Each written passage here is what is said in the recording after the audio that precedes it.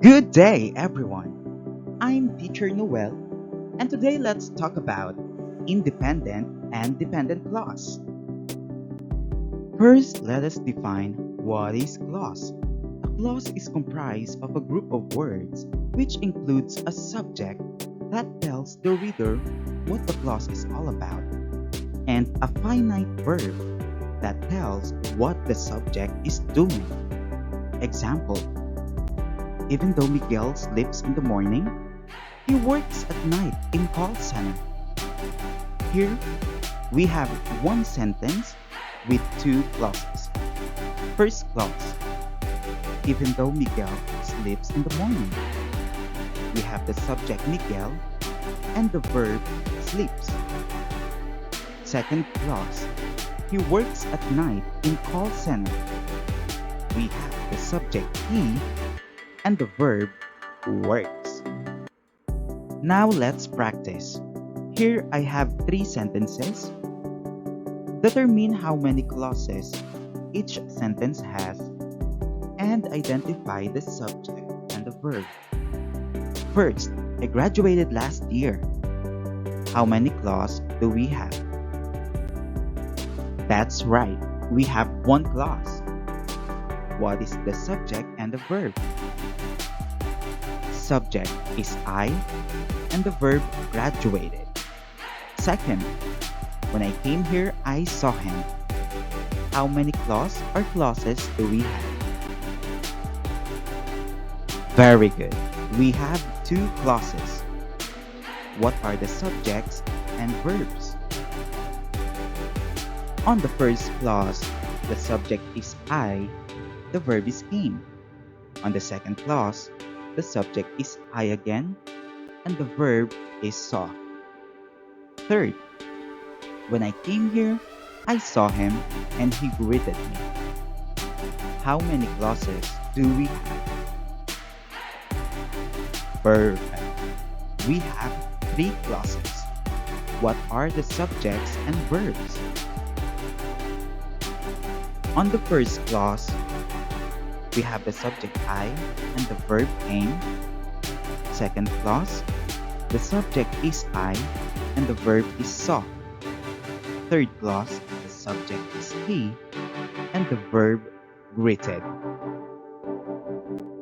Now remember, the subject of a clause can be mentioned or hidden, but the verb must be apparent and distinguishable. Here we are talking about a type of sentence that can hide the subject.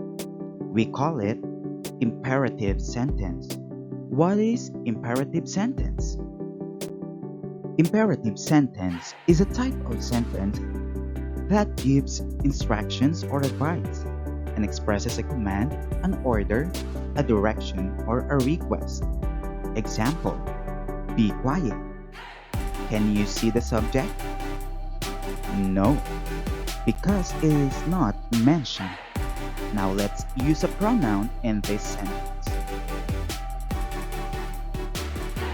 Everyone, be quiet. Now we have the subject everyone. Second, listen carefully. Can you see the subject? No. Here let's use a noun. Alucard, listen carefully. Or you can say, everyone, listen carefully. Now that you know what a clause is, let's discuss the two types of clauses: independent clause and dependent clause. First, independent clause. An independent clause functions on its own to make a meaningful sentence and looks much like a regular sentence. It means an independent clause can stand alone because it expresses a complete idea or thought. Therefore, an independent clause is also a sentence.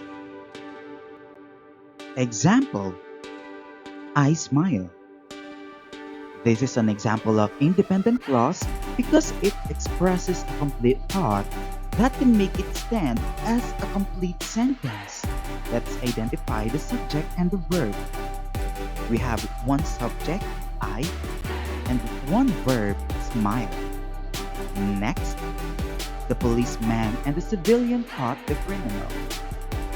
We have two subjects, the policeman and the civilian, and one verb, which is caught. Third, Mia talked and listened only to Rafaela. This is the opposite of the second sentence. We only have one subject, which is Mia, and two verbs, which are talked and listened.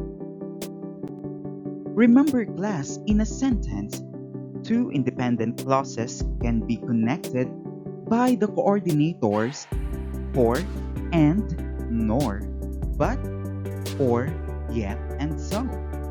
We call them fanboys. Example: I want to buy a new phone, but I don't have enough money. What is the coordinator? That's right, it's but. What are the two independent clauses? We have I want to buy a new phone and I don't have enough money. Second, Beatrix plays the piano and Khaled sings. What's the coordinator? Very good. It's and. What are the two independent clauses? Beatrix plays the piano. Khaled sings. Third, Lila attacked the monster so Hanzo could run safely. What's the coordinator? Very good. It is so.